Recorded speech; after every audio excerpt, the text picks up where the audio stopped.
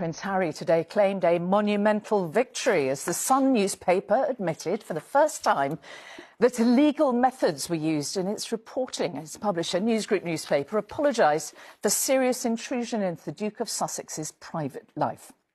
It admitted that journalists at the now defunct News of the World had hacked the Prince's phone and that private investigators working for The Sun had used unlawful means to gather information. The last-minute settlement also comes with a massive payout for Harry, believed to be between £10 and £20 million. But he is now calling for police to open criminal investigations into senior staff and News Group newspapers, its chief executive, Rebekah Brooks, among them.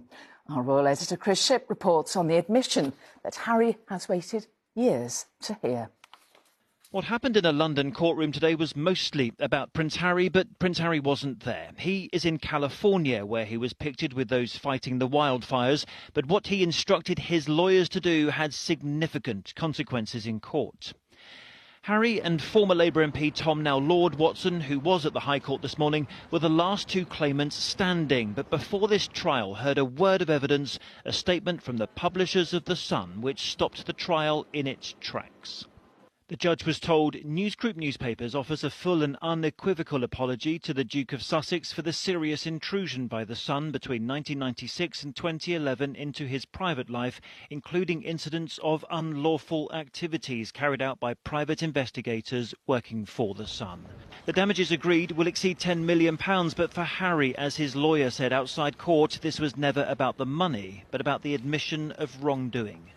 The truth that has now been exposed is that News Group newspapers unlawfully engaged more than 100 private investigators over at least 16 years on more than 35,000 occasions. This happened as much at The Sun as it did at the News of the World, with the knowledge of all the editors and executives going to the very top of the company. By those at the top of the company, they pointed the finger at Rupert Murdoch's key lieutenants, including former Sun editor Rebekah Brooks, now chief executive of the company. The same Rebekah Brooks who, in her criminal trial in 2014, said when she was in charge, she felt her newsroom was a clean ship. 10 years later, when she is CEO of the company, they now admit when she was editor of The Sun, they ran a criminal enterprise. Today, NGN also apologised to Harry's co-claimant, admitting that News of the World journalist placed Tom Watson under surveillance during his time in government. I once said that the big beasts of the tabloid jungle have no predators. I was wrong. They have Prince Harry. He said this because Prince Harry doggedly refused to settle with NGN unless they admitted wrongdoing. Harry told our cameras last year his fight was for all those who couldn't afford to take their fight to trial. This is a David versus Goliath situation. The Davids are the claimants, and the Goliath is this vast media enterprise. I'm trying to get justice for everybody. So after what Tom Watson and Prince Harry called their monumental victory today, what next? And you think there should now be a criminal investigation? The evidence is now there, you know, the wrongdoing and the criminality is laid bare. For the police not to investigate this fully, they would have to have a really good excuse, and I don't think there is one. The Metropolitan Police said they will respond when Prince Harry's lawyers have handed over whatever evidence they have. Chris Shipp, ITV News at the High Court. Well, our political editor Robert Peston joins me now from his West London studio, where his programme's coming from later. Robert, what does this settlement mean for Murdoch's News UK?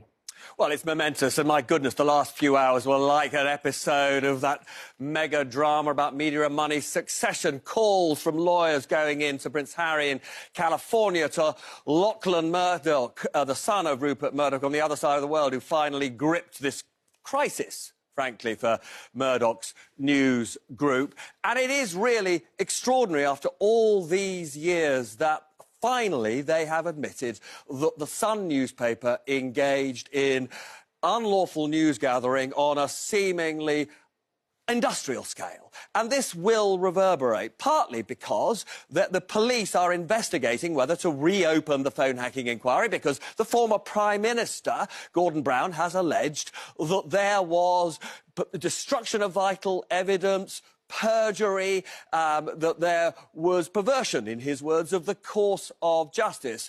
And separate from all of that, the whole point about the admission today in terms of why it matters so much is because the Leveson judicial inquiry, more than 10 years ago, was told that the Sun was run as a clean operation. And News Group has today admitted that was not the case. So there will now be enormous pressure on the Met Police to reopen that criminal investigation, and indeed on the government to look again at whether there should be a second Leveson or judicial inquiry. OK, Robert in West London, no doubt more on this on your programme later, but for the moment, thank you. Royalist Chris Shipp is back with us now. This case was so important to Prince Harry, wasn't it? Why did he settle? Look, it's a good question, because News Group newspapers said today, and they were very clear to point out, there's been no voicemail interception at the Sun. In other words, no phone hacking at the Sun. That bad stuff they said all happened at the News of the World. But the key line from today was the admission that there were unlawful activities. Now, that is the first time they've ever admitted that that's happened at the Sun newspaper. So, yeah, why did Harry settle? Why didn't he take it all the way to a trial? Because we were on the verge of it. It was meant to start yesterday. It was delayed. We all went into court this morning, and then we heard this statement, and the whole thing was stopped in his tracks. Why did he do it? Well, not for the money, because he was the one that was able to get an admission of wrongdoing from NGN. Remember, Mary, there were 1,300 other people who have settled with NGN before Harry. They've all accepted the money because they couldn't afford to take this to trial. Harry said he was doing this whole thing for them. Where does it leave Harry? Well, look, if you look back at last year when he won the case against the Mirror, that did go to trial. He's now won the case against the Sun, didn't go to trial. And, of course, there's now an outstanding case, still live, ongoing, with the publishers of the Mail.